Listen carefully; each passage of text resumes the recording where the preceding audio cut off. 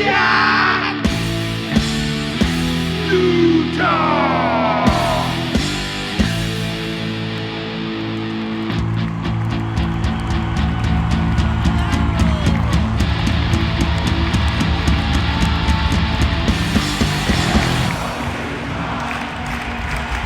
Welcome back to another episode of Slap Shot Utah. We're your hosts, Leroy and Jahn.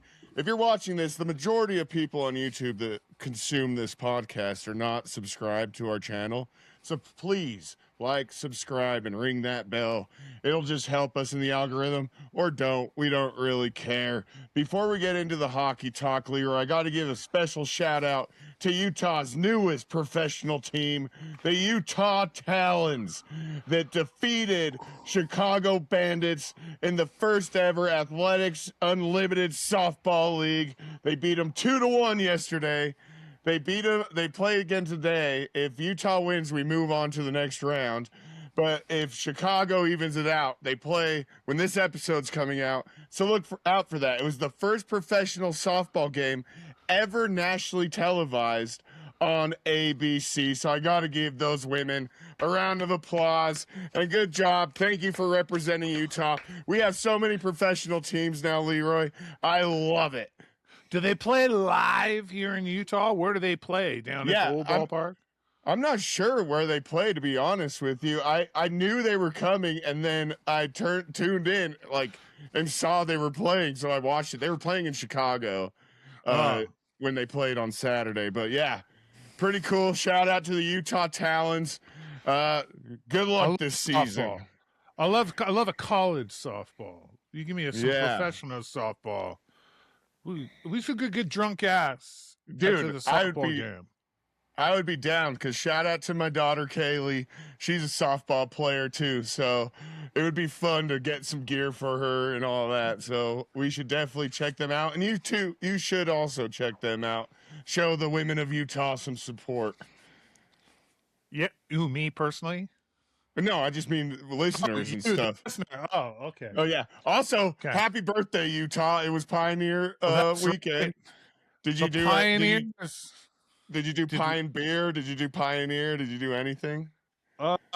We did Pioneer Day as far as we made food. I made chili dogs. Nice. I got drunk at the pool. Love it. So I pioneered. Listen, I can't stay up for the fireworks, man. It's just too late. But they did wake me up, and I was happy to hear it. I'm happy to be woken up by fireworks. I'll tell you what, Leroy. This was my first year. I went to the Days of 47 rodeo. I wanted to go to that. I love a rodeo. Rodeos are electric, but I'll give you my synopsis real quick. The only event I really didn't like was the one where they rope the cow and then they tie its hands up. Because the cow's in a full sprint and then you see them stick their tongue out, and I kind of feel bad for them. That's the only event that I was like, dang, that's sad.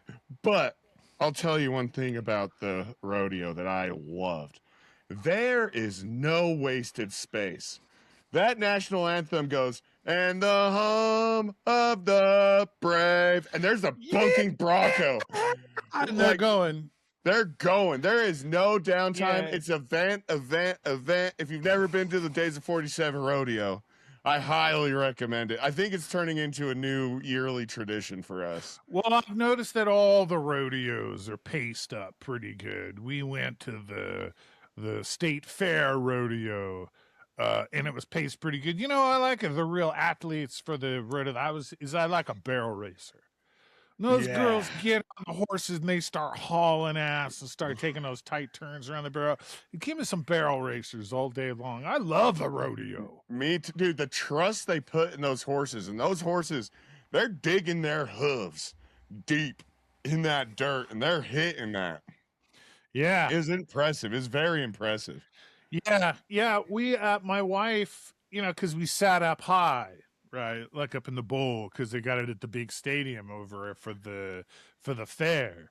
But she wants to go, because my wife's from Idaho. She wants to go to the Idaho Fair because it's a little smaller. But she's like, you should see the bull riding way down up front. Oh, And I'm we were like, fifth row. We were fifth. We were right there. it's It was it's a amazing. violent, yeah. Oh, dude, But this Will, one guy. Oh, sorry. Go no, ahead. no, you go ahead. What'd the one guy do? Oh, dude, because they tie around their thumb and they hold on to that bull. He got bucked off. His hand didn't get off, so he was getting flailed around in the air by his arm. I thought I was gonna watch a guy die. It was Yeah, It was awesome. It was incredible, dude. Those are the yeah. biggest badass athletes probably ever, dude. You got to be you couldn't pay me enough to go get on one of those fucking bulls, dude. Well, will rearrange your lifestyle. Yeah, dude. That is for sure. Yeah, I love the rodeo. Me and my wife, we wear the fucking hat. Oh, 20 seconds to go. And I missed the F word on the 6-minute rule. I already ruined it. We're the fucking hats, man. We'll like get the boots and everything. I see. Well, we don't got much to talk about anyways. I just want to say something. Now, listen, I've always been a rock and roll fan, right? Like I've been to rock concerts all my life. But I'm gonna tell you, want to know a rowdy ass good time? Rowdy ass good time is go up to, I guess it's America First now, but it was USANA Amphitheater where they have the lawn section. Go watch yourself a country concert. Go to Jason Aldean. We went and saw Zach Top. Let me tell you something. That crowd is as edgy, as rock and roll, as sexy, as drunk ass, ready to party as any Motley Crue show I've ever been to. I mean, my head was on a swivel, man. The people watching was absolutely off the hook. And I will have to say, some of these country musicians are absolute virtuosos. I mean, Zach Top just ripping it to shreds on a Fender Telecaster. You check my shit in for that all day long, John. Yeah, dude. And if you're a single guy, boy, a country concert, there is not that big of a concentration of beautiful women anywhere ever. It is unbelievable. Yeah. I mean, like, look, if you go like a straight button up rural country guy, there's something for you there. If you're kind of like a gearhead, kind of grease under the fingernails, bad boy kind of cowboy, well, they got something there for you too. Like there was so that's a great good time, man. That's like rock and roll, but it's country. Good stuff, man. It's been a great summer. Well, the weather's been off the hook. I mean, off the air we talk, but my situation, I've just been hanging around. Yeah. At the pool, spinning records, getting drunk for a little bit here, but living the dream, boy. I am living the dream. I am, well, at least for now. But we did have some Mammoth news, and before we get into John Marino, I want to talk about my favorite extension that happened this week. Is that Kaylee Busio will be singing at every home game this season. Our little Kaylee, we love her so much. So give a round of applause to Kaylee. We love her. She's so great. I was so happy to see that. What you gotta love is you could have your musical chairs singer of the national anthem, right? And I appreciate that to an extent. Yeah. That you give everybody a chance on the mic. But I'll tell you, once you get attached to your gal, once you get attached to whoever it is your character is going to be, I'm going to tell you, John, and I want all of Mammoth Nation to get in with me because you think I'm talking about a singer. You think I'm talking about a national anthem. But what I'm really talking about is I want you to breathe it up. I want you to suck this in. We're going to take Kaylee Busio to the Stanley Cup playoffs. You think we're going to sub her out in the Stanley Cup playoffs? In like the finals, what I'm saying is I watch those finals and some of these teams, they got some characters. So the Vegas Golden Knights, big dog up there singing the national anthem because I saw him earlier in the playoffs. And even in this season, I saw that. So they got the same guys coming over. Oh, aren't you going to love it when our girl, Busio, the whole world is going to have to listen to her sing the national anthem. And that's what we're going to do. We're going to Dude, put she's our so okays good. there. She's here to stay, I'm afraid. I love it. I love it. Here to stay. Congratulations to Kaylee Bucio. But let's get into it. John Marino re-signs 8 years, $54 million, Leroy. That we got a lot of good talent locked up for the future. When that news broke, how did you feel about it? Okay. Well, I did an instant analysis of why I thought, okay, I get it. But my initial thoughts were going to be people are immediately going to complain about the concrete contract length. People are immediately going to complain about the contract length. They say, "Oh, what are we doing? Where's again?" And I'm hearing some of the feedback from the fan base, and I'm thinking that some of y'all think we can run on a skeleton crew. Like I'm starting to get it now. We want to be stacked with talent, right? Well, you got a guy who wants to be here, and not only a guy who wants to be here, but let's talk about John Marino. John Marino, you understand, is half of the most successful defensive pairing that we've had on the Mammoth this year. You put him together with who's my dude? Smith? Gabe Smith? Yeah, no, not Gabe Smith. Schmidt. Sergachev? Schmidt. Schmidt. You put him together with Schmidt. They had the best over-under combination on the team as far as defensemen went. That was like a surprise hit. Right? All right. Look, so what is with the John Marino contract? He's solid. He's got a good attitude. You know what to get from him, and we're going to have him on this team a long time. And if for some reason he doesn't fit in, he's the type of guy. I want you to remember old Nick Bugstad, thinking of Ian Cole, like these guys with the training these years can stay in the game longer. He's the type of guy that even if he didn't fit with our organization, 8 years at what was it? Just about $5 million. Yeah. That's a team-friendly contract. That's a tradable contract of an experienced guy who's a team guy. That contract itself is so team-friendly, it almost guarantees him a career in the NHL for the next 8 years because it's something that every team can handle. And you lock up his security for the next 8 years. And also, we've got that stalwart. I mean, we've got that piece back there. Like, we're loaded, John. And we're loaded for years to come. Now we got to do the finishing touches and see, like, if we can really put the meat on the table. What do you think about this John Marino signing? Is it good, bad? What do you think? I was happy with it. And it really made me, like, first of all, very money friendly as it comes to like cap space. And now we have Cooley, we have Gunther, and now Marino all locked up until at least 2032 or something like that. Yeah. Like that's amazing. That's a lot of star-studded talent at all levels of the ice.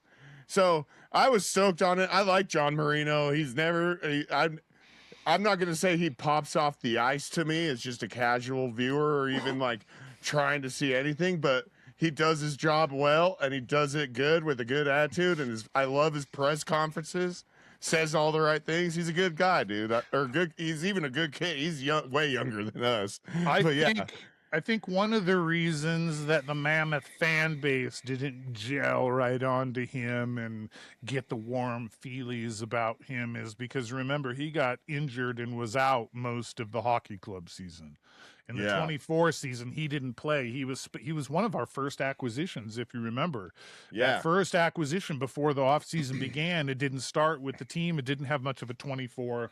And so, had we not signed him up for 8 years, I don't think there would have been the tears and wailing and gnashing of the teeth and tearing of the blouses from other contingencies of the fan base. But whether you like it or not, John Marino has proven himself as a airtight member of this defense.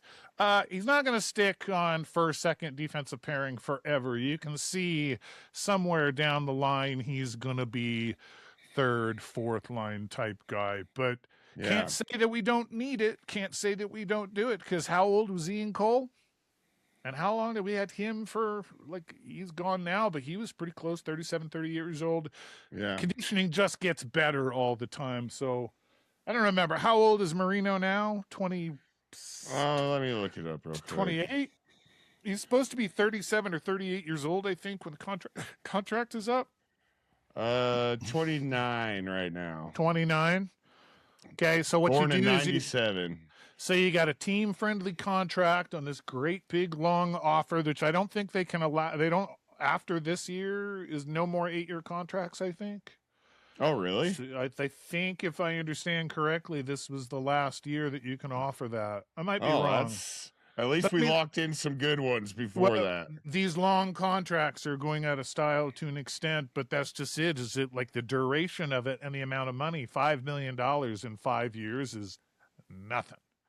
Yeah. Like, so you're going to have a guy. So even if we don't keep him for the whole 10 year of that contract, you're going to have a 35-year-old Marino, and you're going to have a team that needs a player. I'm not comparing Ian Cole to John Marino, different types of players, but the experience at that point will be parallel. And so that is a movable, doable contract. I don't see a lot of danger to the Mammoth in that. Works well for everybody. And once again, John Marino, great NHL player, but this deal kind of sets him. He's going to have an 8-year NHL career regardless, because some team, even if it's not the Mammoth, is going to want to work with him and is going to be able to hold that contract. So congratulations, John Marino. Agreed. And like we've talked about in a lot of episodes, we're trying to find the culture and the identity of the Utah Mammoth, and locking these young guys in at an 8-year contract really secures on what's going to end up being the long-term effect of how the NHL looks at the Utah Mammoth, Leroy. Sure. Buy yourself a John Marino jersey. I think it's a safe move right now. For sure. Yeah. And keeping it in the defensive level, another breaking news is that Max Chanika, I think. Chanika had just signed an entry-level 3-year contract with us. And our friend Julian from 996 The How, don't forget to follow him on Twitter and YouTube, friend of the show. He says Chanika? I don't know how to say it. Chenika. But anyway, he'll be eligible to play in the AHL, which means the Tucson Roadrunners, because he started in Europe. So it exempts that CHL rule that he would have to, he wouldn't be able to play. So we're going to have a 19-year-old defenseman on the Tucson Roadrunners. And Julian said that makes him more competitive and exciting. And I respect and trust anything that our friend Jules up there in Toronto tells us. Picture this, John. I know the schedule came out last week and we've kind of gone over it. And it's like, oh, whoa, is there going to be a Vegas trip for us? Are we going to run off? I know that you've been kind of looking at some road trips or so on, but I got a proposal for you. In fact, I got a proposal for the entire Slapshot listenership here in the 801. This is going to be an exciting Tucson Roadrunners team this year. My thoughts are we get in the drunk bus and we go to Tucson and we see ourselves some Tucson Roadrunners hockey. Dude, a January in Tucson when it's like 30 degrees here and we can go down there and it's 70. We'll hit the pool. Well, maybe not the pool, but yes. That's load up the Tucson Roadrunners arena with Mammoth jerseys, man. That would be... Dude, maybe we do a Slapshot road trip to Tucson. Do we figure out a way to do a Slapshot Utah road trip to Tucson at the end of February, beginning of March, see the Tucson Roaders, and also pick up baseball spring training at the same time? Expensive trip. But very expensive trip, especially after me complaining about the prices of the tickets last episode. But dude, think of some of the players that are going to be playing for your Tucson Roadrunners. You're going to have our dude Tisha Ginla. You're going to have our dude Caleb Denoyer, Gabe Smith. You got our Maverick Lamoureux. You got our Daniel Boot. You got our dude Mike Hurable, whatever his name is. Casa is down there. Like, we got sights to see, my man. Like it feels like we got to get the drunk bus situation and hit Tucson. Any I thoughts on that, agree. listener? If you feel like you're down, get on board. Send us a message. Yeah, send us a message. Speaking of messages, Leroy, Tucson. let's do it. But speaking of messages, we got one, Leroy. Should we play it? About fucking time. Yeah, let's listen to a message. Hey guys, yeah, you are not wrong when it comes to scalpers of selling tickets. It is a complete joke, and a lot of people want to go to games, but if they're overpriced, some people kind of it's really dumb, and they need to figure out a way to stop scalpers from buying all the tickets and then upselling them. It's the same way with the Pokemon community. People buy DVDs and all the new Pokemon and stuff, and they upsell it and overcharge for a lot of things. And the thing is, people are desperate enough, they want to pay the price to go see the games, but some people can't do it. Can't wait for the season. Can't wait to see the new boys. Love the show, guys. Thank you for calling in, and you're 100% right. As also a Pokemon trainer / collector, I couldn't agree more. Dude, the trading card game is insane.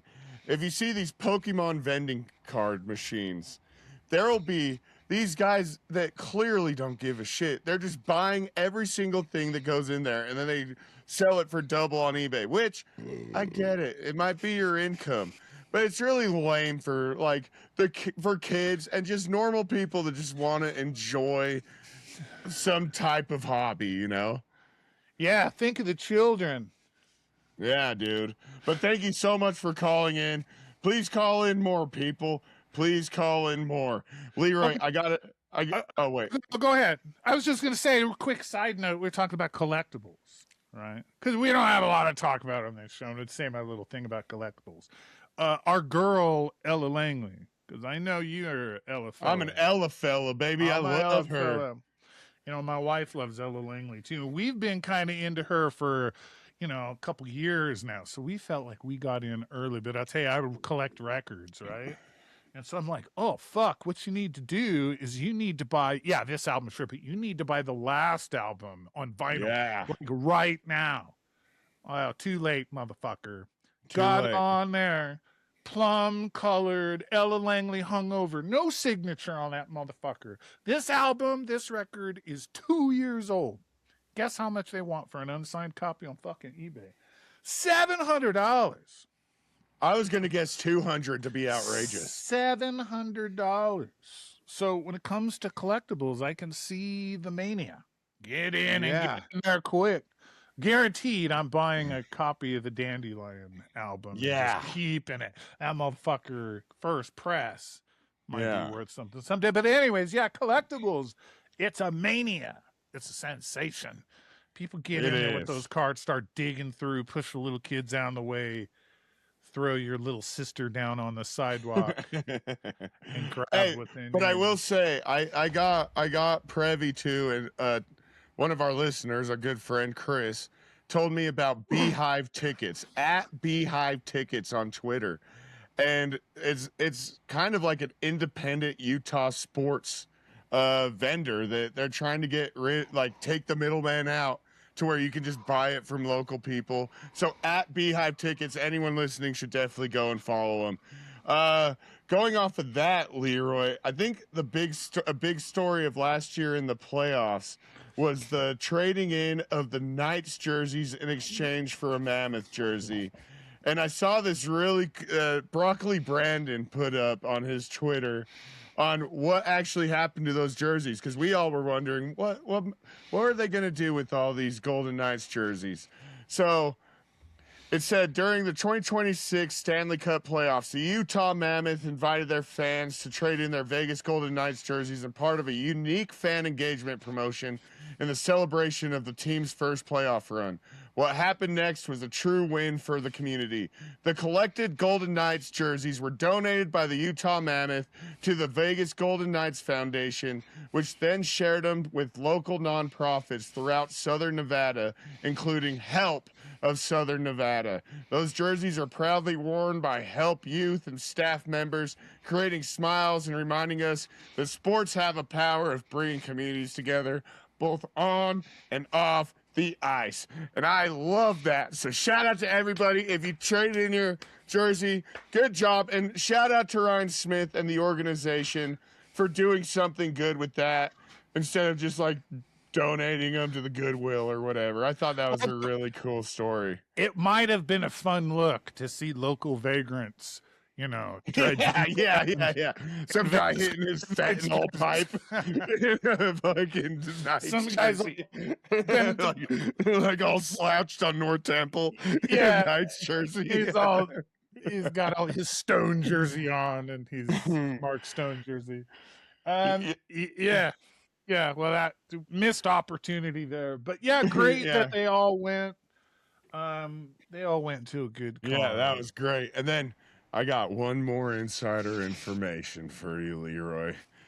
So, I'm not going to say who or how I'm going to know this. Okay. But Ryan Smith posted pictures of the gondola seating area, right? Right.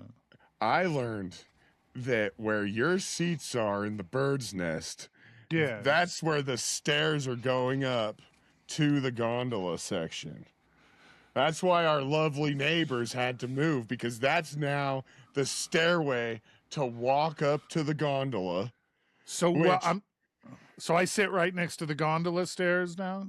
Yeah. So it's going to be stairs up to the gondola, and then it's flat like this, and then there's stairs down the other way. So I think the whole above those upper suites is going to be standing room only gondola. Killer. And then the other thing, so section or level 6 where you're at, instead of being able to walk all the way down, there's going to be a hang. Like it's going to be hanging. So the next level down is going to be under. So it'll be more like that instead of just straight down. There's going to be like a way bigger overhang, which that's pretty interesting. So did they start selling the gondola seats? No, not for yet. This season? Not yet. So those could be the cheapies that might be available. Those will probably be the cheapies because from the guy I was talking to, it looks like it's going to be standing room only. Also, they put a 2-foot concrete pad in that standing room only area where the beer and everything was. So now standing room, you're going to be 2 feet above the ground to be able to look down onto the ice. Oh, that helps. See all the angles, so that'll help. I hope they do something better than what they had with the golf tee. They got rid of that, so that's not on your side anymore. It's completely on the other side. Yeah, that's a big waste of space, man. They need to turn that into like a legit bar or something. Just with TVs, make it a sports bar. Just go over there and sports bar. There you go. Yeah, make it a sports bar with live TV. So, like, if you get a standing room, fuck it, you can go sit in the sports bar. That would be really cool. Some food options or something. I don't know. Yeah, some food options or something. Upsell me for some cheap little Maverick lounge or something. Yeah, dude. Maybe. I don't know. But it was great catching up with you, Lee. Oh, well, heck yeah, it was. You realize it's only 2 months until hockey. We get 2 months. We get the end of September, beginning of October. 2 months from now, we'll be playing preseason hockey. We got to hang in there through the remainder of the dog days. We're going to continue to speak on our Utah experience here with the pod. But yeah, great times. Appreciate y'all tuning in. Yeah. Before we leave, I want to hit something that hit really close to home this week. Yeah. This week also, I got to give a shout out and a rest in peace to a Utah native legend, Jordan Devi. He was an offensive lineman for the New England Patriots. He won a Super Bowl. I had the opportunity to play against him when in high school when he played at American Fork High School. Unfortunately, took his own life this week. This week I also had a niece attempt suicide. Thank God it didn't go through. It didn't happen, but I just want to remind everyone, we're here. There's a number. It's 988. Call them if you're ever struggling. Because life's worth living. Life's worth living. We got a lot of mammoth seasons. We got a lot of good sports. We got a lot of good memories to make. So thank you guys so much for listening to Slapshot Utah. Take care of each other. Take care of yourself. And we'll talk to you next week on Slapshot Utah.